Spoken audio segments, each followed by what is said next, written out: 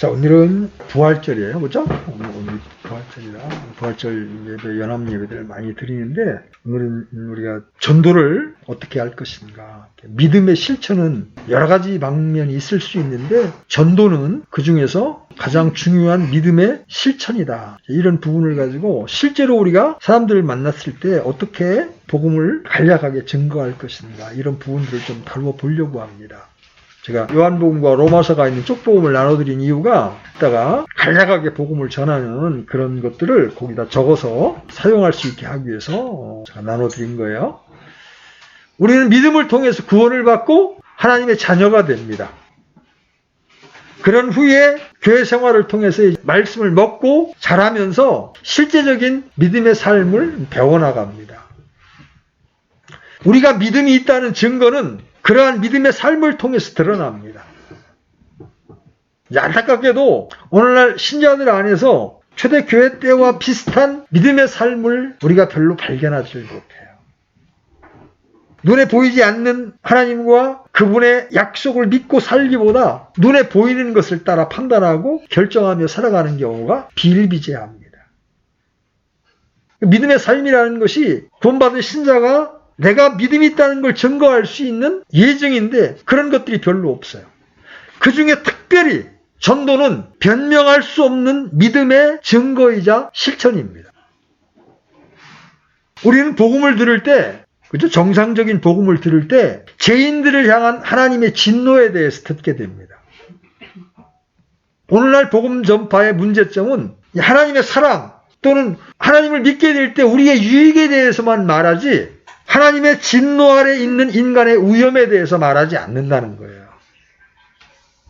여러분이 사는 아파트에 불이 났을 때 여러분은 그 긴박성과 위험성을 외칠 겁니다. 그렇죠? 여러분이 아파트에 불이 붙은 걸 바깥에서 두르다가 봤다 그러면 어떻게? 불이야! 하고 소리칠 겁니다. 왜? 사람들이 잠자고 있는데 지금 불이 번지고 있는 것을 알지 못하면, 그래서 피하지 못하게 되면 그 사람들은 불에 타 죽을 것이기 때문에 우리는 그것이 깜깜한 밤중이든 새벽이든 가리지 않고 불이야! 하고 외치게 될 거라는 거죠. 만약에 불이 났는데도 그 사실을 알리지 않는다면 그 사람은 다른 사람들이 죽는 것을 즐기는 사이코패스이거나 벙어리일 겁니다. 그죠? 벙어리는 말을 할 수가 없으니까. 우리는 사람이 태어나 살다가 죽게 되고 죽은 후의 끝이 아니라 심판이 있다는 사실을 믿는 사람들입니다. 여러분 믿으십니까?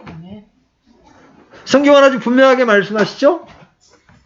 사람이 한번 죽는 것은 정해진 것이요 그 뒤에 심판이 있나니. 악인은 지옥으로 돌려질 것이요 하나님을 잊어버린 민족도 그리하리라. 여러분이 이 사실을 믿는다면 죽어가는 사람들에게 이 사실을 전해야 하는 것은 너무나 당연한 겁니다. 그러나 많은 신자들이 벙어리 신자로 삽니다. 그것은 몇 가지 이유가 있어요. 첫 번째는 자기 안에 복음에 대한 확신이 없기 때문입니다. 예수님이 나를 위해 죽으셨다고 하는 것에 대한 지적인 동의는 있습니다. 그런데 그것이 성령의 감동을 통하여 내 마음에 확신으로 들어오질 않았어요. 내 마음에 확신이 없으니까 다른 사람에게 강력하게 말할 수가 없는 거예요. 다른 사람에게 담대하게 지옥의 심판을 말할 힘이 없는 거예요. 그래서 교회 생활을 하면서 이 성령의 체험이 꼭 필요합니다. 내가 머리로 예수님을 나의 구주로 믿었다는 것만으로 충분하지 않아요. 지적 동의만으로는 충분하지 않아요. 내 마음에 이 사실이 확신으로 들어와줘야 돼. 그러려면 우리 마음속에 성령이 한번 부어지는 역사가 있어야 합니다. 두 번째는 복음을 전하다가 강하게 거부당하는 체험을 몇 번 하고 나면 그 다음부터 이제 망설여지는 겁니다. 나 또 이야기했다가 창피당하면 어떡하지? 여러분 그냥 알았어 그만해 이 정도의 거부가 아니라 너 그런 소리 하려면 너 모임에 나오지 마라. 이 정도로 막 강팍하게 거부를 당하면 그 다음부터는 말하기가 굉장히 조심스러워집니다. 주님께서 세상으로부터 거부당하셨듯이 복음이 거부당하는 것은 지극히 당연한 겁니다. 그런 거로 신자는 듣든지 아니 듣든지 말씀을 선포해야 합니다. 여러분이 알고 있는 복음의 지식을 여러분들이 바깥으로 흘려내 보내야 여러분의 영혼이 삽니다. 그 지식을 여러분 속에만 담고 있으면 그 지식이 썩어버려요. 세 번째는 본인은 구원을 받았더라도 구원의 지식이 정리되지 않았으면 남에게 전하기가 어렵습니다. 교박교회 다니시는 분들 가운데 분명히 구원은 받은 것 같아요. 교제를 해보면. 하나님의 은혜를 체험한 것도 있는데 어떤 성령의 역사를 통해서 구원은 받았는데 복음의 체계적인 지식을 갖고 있지 못해서 다른 사람에게 전하지 못하는 경우가 있어요. 오늘 우리는 전도는 믿음의 드러남, 믿음의 실천이라는 대전제하에서 어떻게 다른 사람들을 그리스도께 인도할 수 있는가를 살펴볼 것입니다. 만약 여러분이 어떻게 구원받는가를 안다면 다른 사람에게 그것을 전해주는 것은 어렵지 않을 겁니다. 여러분이 어떤 약을 먹고 어떤 고질적인 병에서 나았다고 생각해 보십시오. 그럼 여러분 어떻게 그 똑같은 병을 앓고 있는 사람에게 여러분 그 약을 담대하게 소개할 거 아닙니까? 이거 먹어봐. 나 이거 먹고 났어. 말할 거 아닙니까? 마찬가지로 여러분이 예수님을 믿고 여러분이 참된 평화를 누리고 여러분이 안식을 경험했다면 여러분은 그들에게 말할 수 있는 겁니다. 예수님을 믿어봐. 근데 이 복음을 전할 때 우리가 늘 유념해야 될 게 뭐냐면 하나님의 말씀을 가지고 다른 사람들을 주께 인도하려고 여러분들이 시도를 해야 합니다. 자꾸 세상적인 이야기로 그들의 마음을 얻으려고, 물론 그들의 마음밭을 갈기 위해서는 그게 필요하지만 궁극적으로는 하나님의 말씀을 제시함으로 그 말씀이 그들 안에서 역사하도록 여러분들이 말씀을 사용해야 합니다. 많은 교회 목사님들은 교인들을 늘리기 위해서 일정한 형식의 부령 프로그램을 만들어서 복음 전도자로 훈련을 시킵니다. 그들은 이런 훈련을 통해서 구원받은 사람들이 당연히 해야 할 일과 주님과 함께 동행하는 삶에 대해서 가르치려고 노력을 합니다. 그러나 복음 전도는 신약 성경에서 이러한 운동으로, 이러한 이슈로 다루어진 적이 결코 없어요. 사도들은 복음 전도를 위해서 어떤 프로그램을 만들거나 조직하거나 계획을 잡고 촉구하고 권면하고 꾸짖는 그런 복음화 운동을 하지 않았습니다. 복음 전도는 그냥 일어났습니다. 태양이 떠오르듯이, 태양이 떠오르면 빛이 비치죠? 신자들이 모인 곳에서는 자동적으로, 자발적으로, 지속적으로 전염병이 번지듯이 복음을 전파해 나갔습니다. 증거할 때 사용하는 방법은 전적으로 각 개인에게 달려 있습니다. 사람마다 각기 다른 방식으로 복음을 증거합니다. 그런데 그 증거는 경험에 의해서 습득이 됩니다. 물론 우리는 성령님의 지혜를 활용해야 합니다. 흔히 사용하는 로마서의 대로, 여러분 이따가 로마서의 대로를 우리가 공부할 건데 이 로마서의 대로보다 훨씬 더 좋은 복음 전도 방법도 많이 있을 수 있습니다. 어떤 경우에는 많은 시간을 할애해서 복음을 전해야 합니다. 본파 같은 경우는 여름 수양회, 겨울 수양회 하면 보통 3박 4일 동안 복음 강연을 합니다. 반면 어떤 경우에는 단 몇 분 만에 복음을 전하는 경우도 있습니다. 형편에 따라 다르니까요.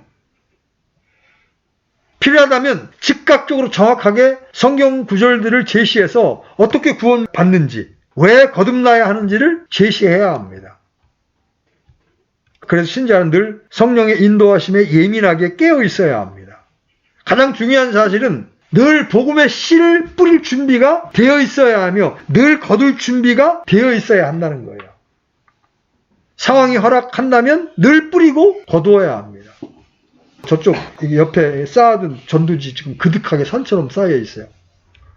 말로 하기 어려우면 여러분들이 나눠주십시오. 전도지를 나눠주십시오. 구령하는 방법을 배우거나 성경 몇 구절을 암송하는 것보다 혼을 얻어오는 것은 더 중요합니다. 진실로 혼을 구원하고 싶으면 우리 마음을 하나님과 하나님의 말씀으로 가득 채워야 하고 늘 하나님과 사람 앞에서 선한 간증을 유지하고 있어야 합니다. 여러분 형편없이 살면서 복음 전하면요, 야 네가 천국 가면 나는 천국 안방에 간다 이렇게 이야기합니다.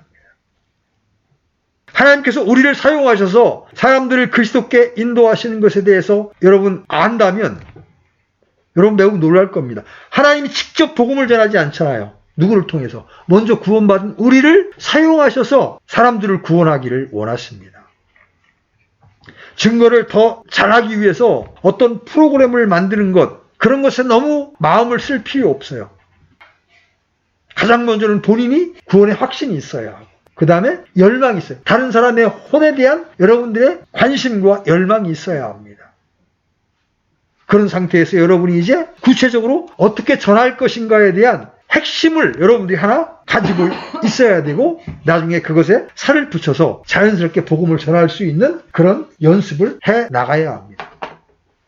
우리는 처음 전도의 어떤 연습을 시작할 때 로마서를 이용해서 잃어버린 죄인들을 주님께 쉽게 인도할 수 있어요. 제 카일스 박사는 이렇게 말했습니다. 성경의 단 한 구절도 암송하지 못했다 하더라도 구령자가 될 수 있다.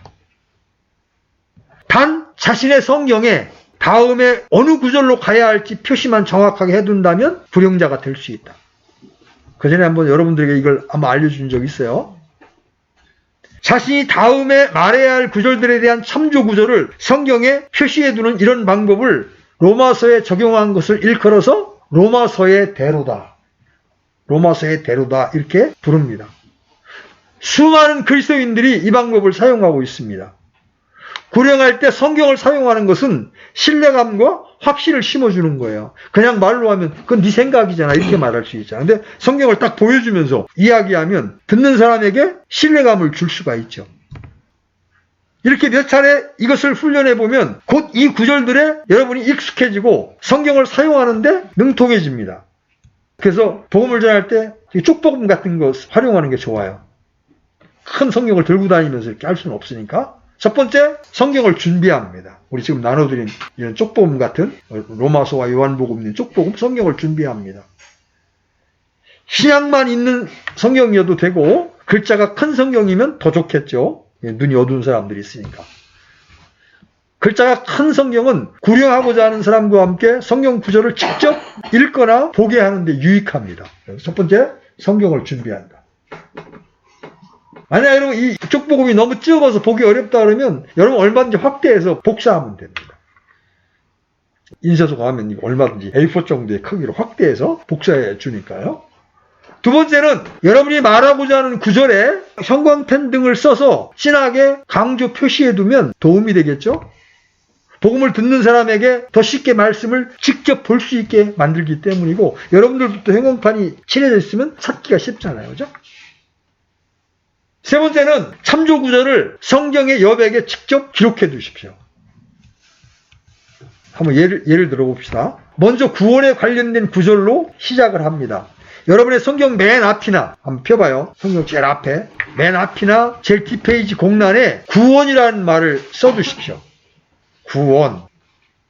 그리고 그 구원이라는 말 밑에다가 로마서 3장 10절이라고 쓰십시오.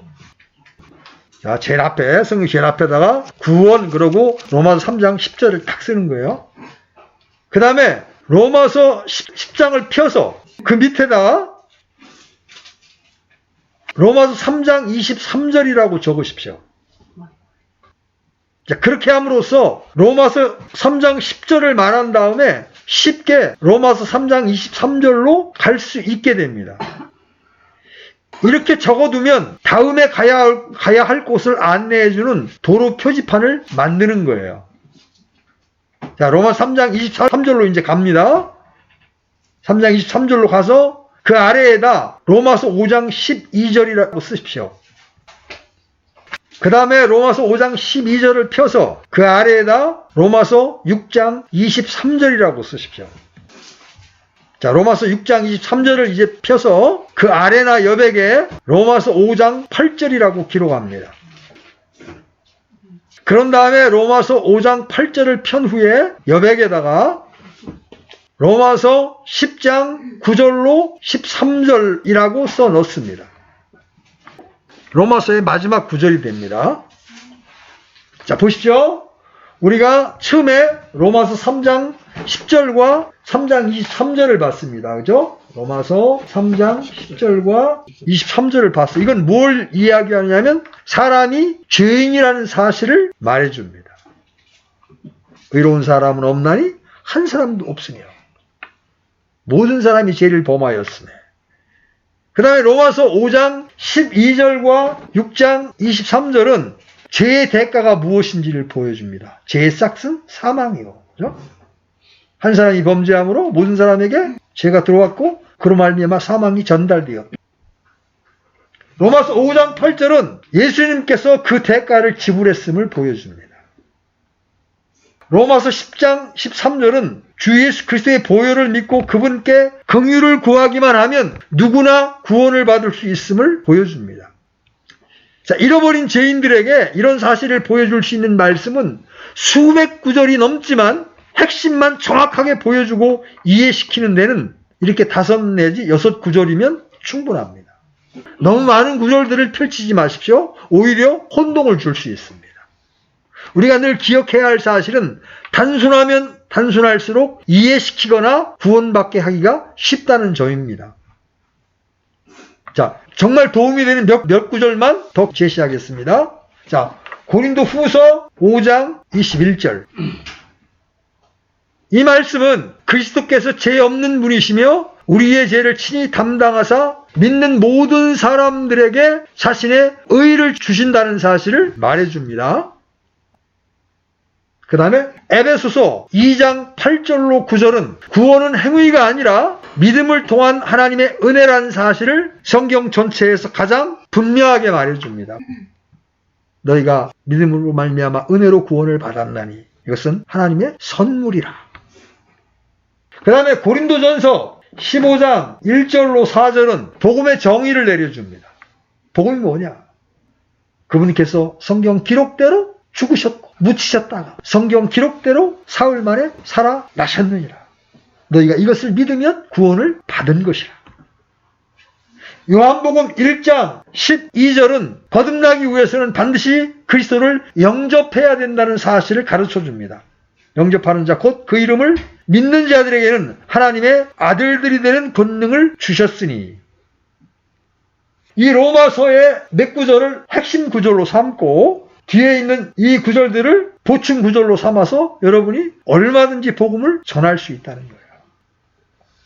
성경의 여백에 특정한 것에 대한 진리를 말해주는 특정한 구절들을 기입해 둔다면 여러분이 말하고자 할 때 매우 도움이 될 겁니다. 이 로마서의 대로를 이용해서 인간을 향한 하나님의 구원 계획에 대해서 다 마쳤으면 다시 처음으로 돌아가서 핵심적인 내용들을 확실히 이해할 수 있도록 반복합니다. 여러분이 반복하면서 무엇을 강조해야, 이 로마서 말씀을 통해서 무엇을 강조해야 되는가? 이건 이 말씀을 여러분이 들으면서 여러분의 구원도 점검하는 계기로 삼아야 됩니다. 그리고 이 지식을 여러분의 마음속에 정확히 담아서 죽어가는 다른 사람들에게 복음을 전하는, 여러분 한 사람이 여러분을 통하여 지옥의 멸망으로부터 건짐을 받았다면 여러분 그것은 하늘에서 그 상급이 여러분에게 너무나 크고 중요한 것입니다. 여러분의 말 한마디가 그 사람의 영혼을 바꿀 수 있습니다. 여러분의 행동 하나가 귀감이 되어서 그 사람을 지옥에서 천국으로 이끌어낼 수 있습니다. 자, 이제 로마서 대로를 가지고 사람들에게 복음을 설명할 때 이렇게 이야기해야 합니다. 당신이 구원받기 위해서는 반드시 아셔야 하는 것은 4가지 뿐입니다. 성경을 다 아신다고 구원받는 게 아닙니다. 4가지 뿐입니다 하고 4가지를 이제 말해주는 거예요. 첫째, 당신이 죄인이라는 사실을 아셔야 합니다. 예를 들어서 로마서 3장 10절에는 기록된 바 의로운 사람은 없나니 단 한 사람도 없으며라고 말합니다. 이걸 딱 읽고 난 다음에 저는 의로운 사람이 아닙니다. 여러분 반드시 자기 자신부터 언급하는 것에 주의하십시오. 절대로 상대방부터 언급하지 마십시오. 그럼 거부감이 일어납니다. 저는 이 말씀에 의하면 죄인입니다. 만약에 성경 말씀대로 의로운 사람이 한 명도 없다고 한다면 저는 당연히 의인이 아닙니다. 그러면서 다시 5장 23절을 보여주는 거예요. 성경은 말합니다. 모든 사람이 죄를 범하였음에 하나님의 영광에 이르지 못하더니, 자, 모든 사람이 죄를 지었다면 그 말은 저도 죄를 지었다는 말 아니겠습니까? 그 말씀은 당신의 아내도 죄를 지었다는 말이고 당신도 죄를 지었다는 말입니다. 그리고 이 세상에 사는 모든 사람들이 다 죄를 지었다는 말이 됩니다.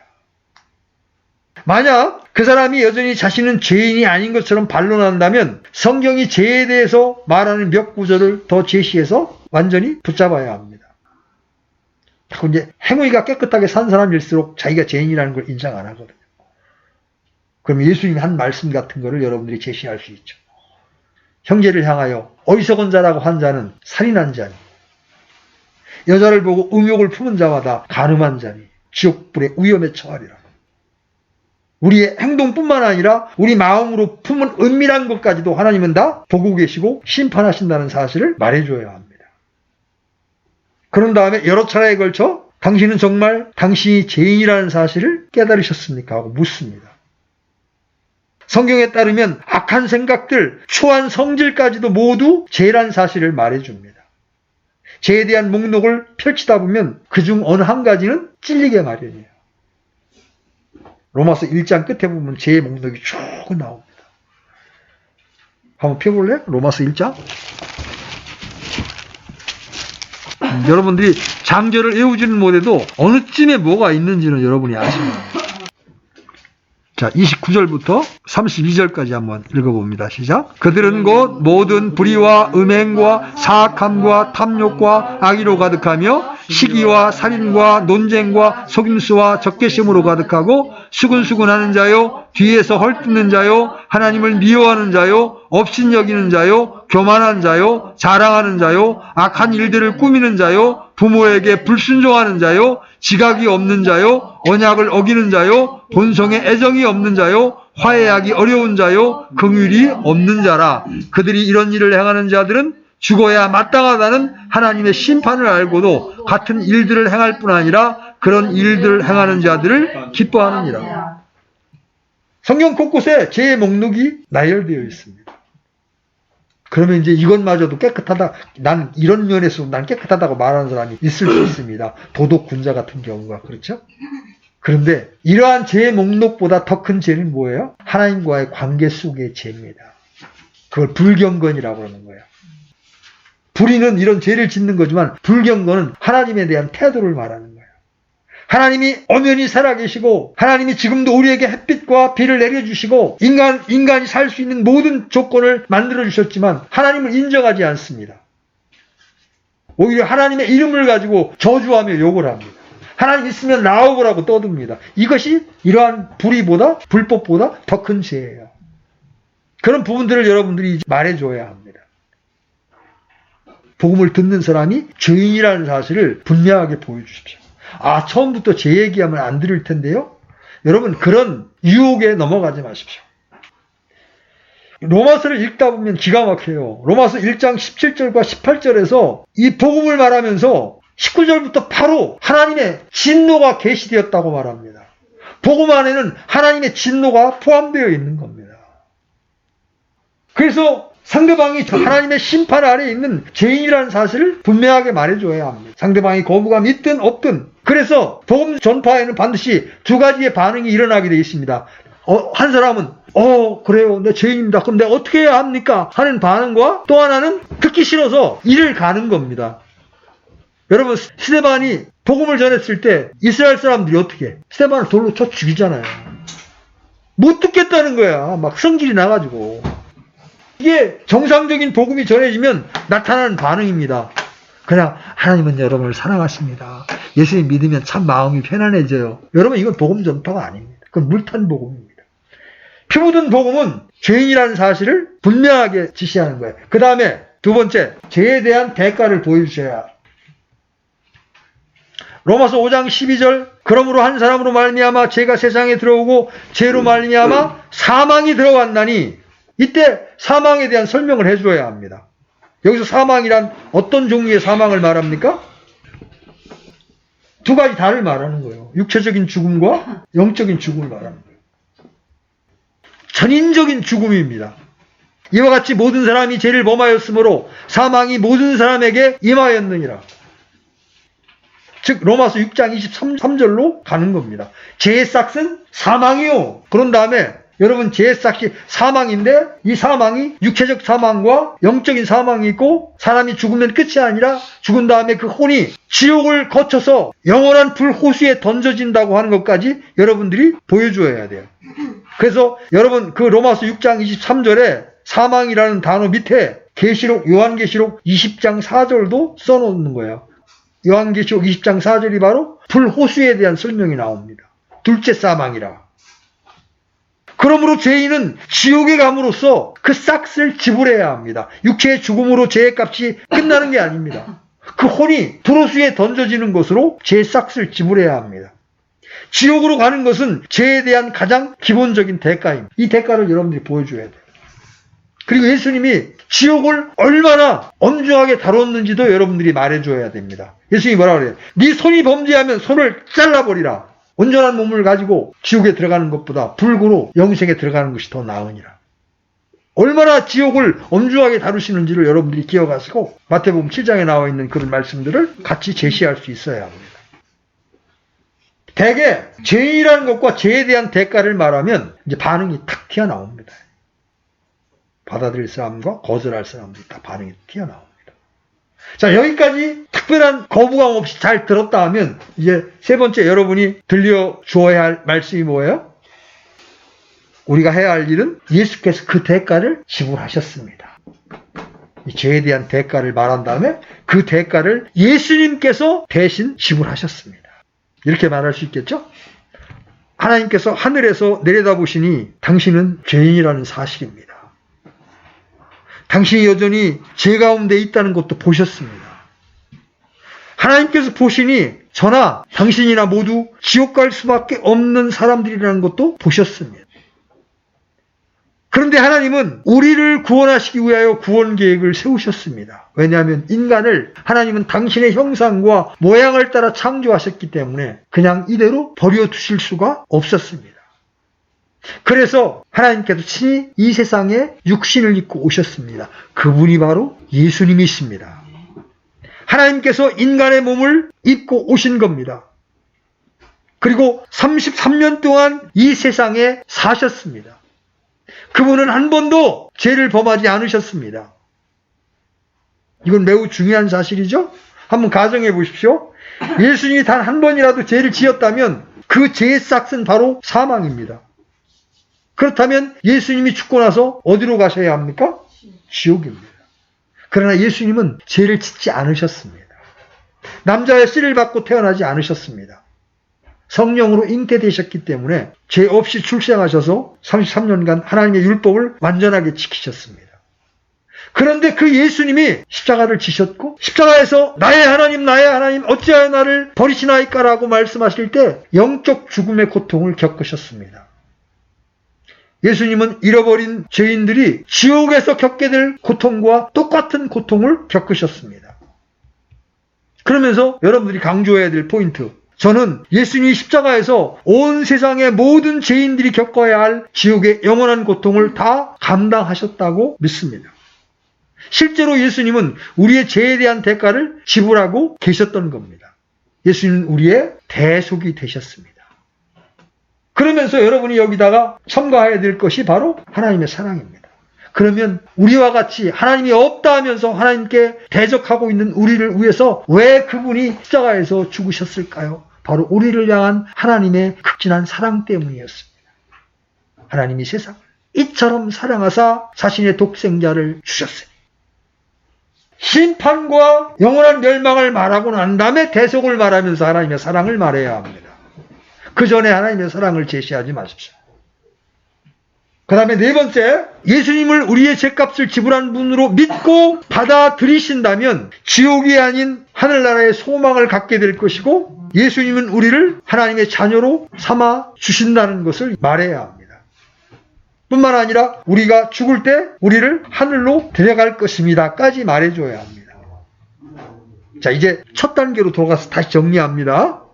천천히 다시 정리한 후에 질문을 던지십시오. 선생님은 자신이 죄인이란 사실을 인정하십니까? 네, 그렇습니다 하고 대답하면 죄 가운데 죽은 사람은 지옥에 가야 한다는 사실을 아십니까? 이때는 가능한 한 엄숙하고 진지한 표정으로 단호한 어조를 사용해야 합니다. 만약에 지옥에 가야 한다는 사실을 안다고 말하면 이렇게 물으십시오. 지금 당장 선생님이 죽는다면 선생님은 지옥에 간다는 사실을 아십니까? 예민하게 반응할 수 있죠. 그럴 때는 제 가운데 죽는 사람은 누구나 지옥에 가야 된다는 사실을 아십니까? 가능한 한 진지한 자세를 유지하되 지나치게 위협적인 태도를 취하지 마십시오. 병자를 살리려는 시도도 해보기 전에 실패하는 우를 범할 수 있습니다. 계속 이야기할 수 있는 분위기를 유지하는 게 중요하겠죠? 예수 그리스도께서 당신을 위해 이미 지옥의 고통을 당하신 사실을 아십니까? 함께 무릎 꿇고 기도하면서 진심으로 그리스도를 선생님의 구세주로 영접한다면 하나님께서 선생님을 그분의 자녀로 삼아 주십니다. 이렇게 정리를 해주는 겁니다. 그 사람에게 어떻게 구원받는지를 설명했고 다시 한번 확인하고 이런 질문을 던집니다. 그런 후에 그 사람을 위해서 기도해 주는 게 필요합니다. 여러 가지 방법이 있지만 구령한 후에는 반드시 그들이 기도하도록 최선을 다해야 합니다. 만약 상대가 복음을 듣고 준비가 되었다면 제가 당신을 위해서 기도해도 되겠습니까? 제가 기도하는 동안 하나님께서 이 시간 구원해 주시도록 요청하시겠습니까? 이렇게 물어보는 것도 괜찮습니다. 혹시 상대가 준비되지 않았을 수도 있죠? 여러분 이렇게 말할 수도 있습니다. 당신이 구원받도록 제가 기도해 드릴까요? 아마 이 기도조차 못하게 하지는 않을 겁니다. 옛날에 저와 교제했던 어떤 형제가 이런 간증을 한 걸 들은 적이 있습니다. 전도하는 사람이 공원에서 전도했는데 청년이 앉아있으니까 전도하고 다 복음을 전했는데 안 받아들이는 거예요. 그러니까 제가 선생님 위해서 기도해도 되겠습니까? 그러니까 기도마저 못하게 하긴 좀 그렇잖아. 그러니까 그러시죠. 그러니까 이제 기도했습니다. 하나님 이 영혼을 불쌍히 여겨주시고 인생의 여정 가운데 꼭 예수님을 만나서 구원을 받고 천국의 소망을 가지고 살 수 있게 되기를 원합니다. 주님 간절히 이 시간 기도합니다. 복음을 전할 때는 감동을 안 받았는데 기도하는 걸 보고 이 사람에게 이런 생각이 드는 거예요. 저 사람이 이게 도대체 뭐길래 나를 위해서 저렇게 기도하지? 그게 늘 그 마음속에 아른거리면서 이렇게 맴돌고 있다가 어느 날 기독교에 대해서 내가 알아봐야 되겠다는 생각이 들어서 복음 결제를 하다가 구원을 받게 됐다고 그 형제가 간증하는 걸 들은 적이 있어요. 상대방이 거절하더라도 제가 마지막으로 그러면 선생님을 위해서 기도하겠습니다 하고 기도하는 거예요. 그리고 기도할 때에 내가 복음을 전하다가 미처 못한 것을 기도의 내용 속에 포함시켜 기도함으로 그가 다시 한번 복음을 들을 수 있는 기회를 만들어주는 것도 방법입니다. 그러나 이제 기도할 때 여러분들이 주의할 거는 간단 명료하게 해야 합니다. 장황하게 이 장로님들 대표 기도하는 것 마냥 주여 당신은 야곱의 하나님이시며 르호보암의 하나님이시며 막 이러면서 위대한 천지 만물을 창조하신 하나님 이렇게 하면 상대방이 오히려 거부감만 갖게 됩니다. 짧게 사랑하는 주님 이 사람이 구원받도록 도와주십시오. 주님께서 이 사람을 저에게 인도해 주셨습니다. 저는 이분이 오늘 구원받기를 원합니다. 주님 이분을 불쌍히 여겨주십시오. 그러다 혹시 그 사람이 기도 중간에 이 기도를 따라 하실 수 있겠습니까? 권면해서 성령의 감동을 통해서 따라 하겠다고 하면 아주 간단한 내용. 자기가 죄인이라는 사실과 예수님이 그런 죄인을 위해서 십자가에 달려 죽으셔서 모든 죄값을 지불해 놓았다는 이 사실을 간단하게 선언하게 하고 그 예수님을 구세주로 받아들인다는 고백을 할 수 있도록 이끌어주는 게 중요하죠. 그래서 우리는 영혼을 위해서 늘 기도하는 자세가 필요합니다. 복음을 전하기 전에도 기도하고 복음을 전하면서도 기도하고 복음을 전한 다음에도 기도하는 자세가 필요합니다. 하나님께서는 혼을 구원하기 위해 애쓰는 여러분의 노고에 반드시 보상해 주신다고 약속하셨습니다. 여러분 시편 126편 5절로 6절 보십시오. 여러분 이 땅에서 로또에 당첨돼서 50억을 버는 일보다 여러분의 섬김으로 한 사람이 구원을 받는다면 하늘나라에서 여러분의 상급은 헤아릴 수 없이 클 것입니다.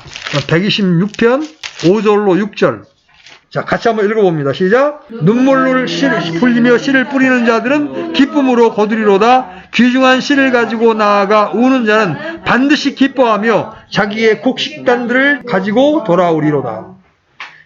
복음을 전하는 것은 말씀에 씨를 뿌리는 겁니다.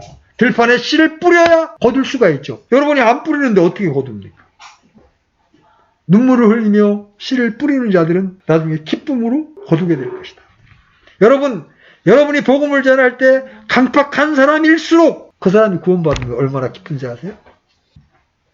그런 다음에 예수 그리스도를 영접한 사람들에게는, 여러분이 복음을 전해서 예수 그리스도를 영접한 사람들에게는 세 가지 사실을 가르쳐 주어야 합니다. 그들에게 확신을 줄 필요가 있죠. 첫 번째는 그들이 거듭났다는 것과 그리스도 안에서 새로운 창조물이 되었다는 것을 보여주셔야 합니다. 요한복음 1장 12절, 13절, 고린도후서 5장 17절. 영접하는 자에게는 하나님의 자녀가 된다. 고린도후서 5장 17절, 그리스도 안에 있는 자는 모든 자가 새로운 창조물이다. 이 사실을 보여주어야 합니다. 그런 다음에 두 번째로 그리스도께서 다시 오셔서 하늘나라로 데려갈 때까지 성령에 의해 인쳐졌음을 보여주셔야 합니다.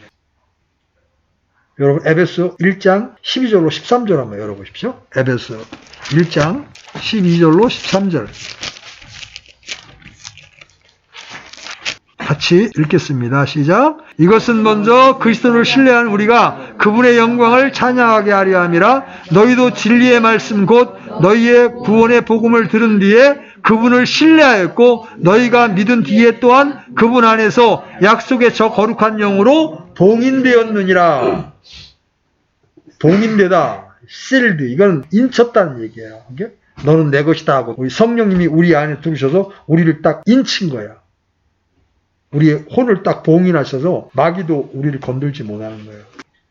하나님의 것으로 딱 확정이 되는 거야. 진실되게 예수님을 나의 주 나의 하나님으로 믿고 고백하는 순간 성령이 우리 안에 오셔서 우리를 인치는 거예요. 도장 찍는 거예요. 너는 내 것이라. 자, 세 번째, 현재 영생을 소유하고 있음을 알 수 있다는 것을 새신자들에게 반드시 가르쳐 주십시오. 자, 요한일서 5장 11절로 13절.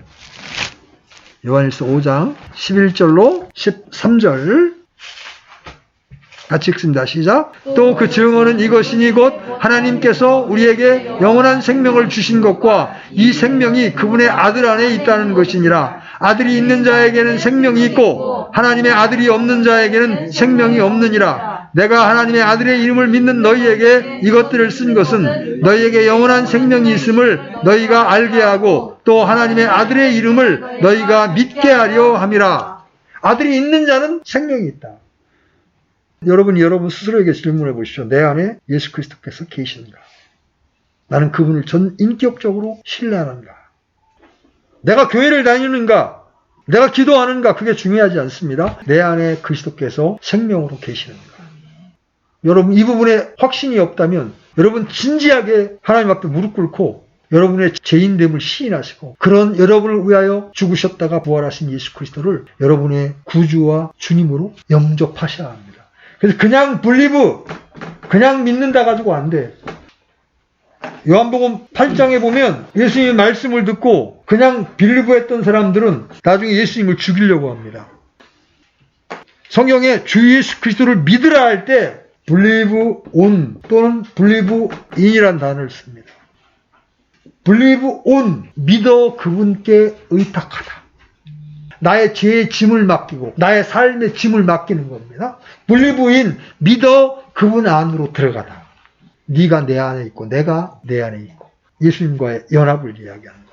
머리로만 예수가 나를 위해 죽으셨대. 이걸로는 여러분 구원이 아니에요. 그건. 여러분의 인생을 의탁할 수 있는가? 전적으로 구원을 그분께 의지할 수 있는가? believe in, believe on. 여러분 오늘 이 말씀을 전하는 이유는 오늘 부활절인데 여러분이 다른 사람에게 복음을 전할 수 있는 체계적인 지식도 가지고 있어야 하지만 여러분의 구원도 점검해 보라는 겁니다. 여러분 안에 아들의 생명이 없으면 여러분이 만약 오늘 이 시간 생명을 마친다면 여러분의 혼은 지옥으로 던져지는 겁니다.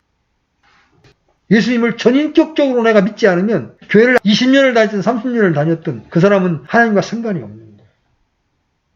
자, 이런 부분들을 알려주고 그런 다음에 말씀을 신실하게 가르치는 교회에 꾸준히 출석하는 것이 얼마나 중요한지에 대해서도 설명을 해줘야 합니다. 사람들은 권하지 않으면 그냥 나 구원받았으니까 내 마음대로 살겠다고 그냥 뒤로 처지는 경우가 굉장히 많습니다. 하나님은 구원받은 신자가 자라나서 복음의 씨를 뿌리는 자로까지 성장하기를 원하십니다. 여러분 신천지나 하나님의 교회나 이런 허황된 것을 믿는 사람들도 그렇게 열심히 전도를 합니다. 그런데 가장 정확한 진리를 가지고 있다고 하는 사람들이 왜 복음에 대하여 입을 다물고 있는 겁니까? 그 이유가 무엇입니까? 그건 분명합니다. 여러분들이 구원의 확신이 없거나 여러분들이 복음을 부끄러워하는 겁니다. 바울은 아주 명백하게 말하죠. 내가 복음을 부끄러워하지 아니하노니. 복음은 본래 유대인에게는 거치는 것이고 헬라인, 이른바 이방인들에게는 어리석은 거예요. 하나님의 아들이 십자가에 못 박혀 죽어? 왜 이렇게 무능해? 그래서 거침이 될 수밖에 없고 조롱거리가 될 수밖에 없어요. 그 환경에서도 우리는 담대하게 오직 예수 그리스도만이 우리를 죄에서 구원하실 수 있습니다. 예수 그리스도를 믿으십시오 하고 담대하게 선포할 수 있을 때 우리는 진짜 하나님의 사람이 된 것이고 그것이 바로 믿음의 실천입니다. 내가 믿는 그리스도를 내가 전파할 수 없다면 여러분 안에 있는 믿음은 어쩌면 가짜일 수 있는 것. 여러분이 진실되게 예수 그리스도를 여러분의 구원자로 신뢰하고 있다면 여러분 오늘 배운 이 말씀들, 이 로마서의 대로 같은 걸 통해서 다른 사람들에게 전하는 훈련을 해보십시오. 처음에는 어색할 겁니다. 처음에는 부족할 것입니다. 그러나 여러분이 여러분의 몸을 하나님께 드리기 시작하면 하나님이 여러분을 단련시키시고 여러분을 사용하실 겁니다.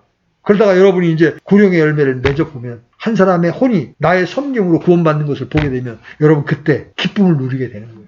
하늘에서 하나님이 기뻐하시기 때문에 여러분 안에 기쁨이 샘솟는 것을 경험하게 될 것입니다.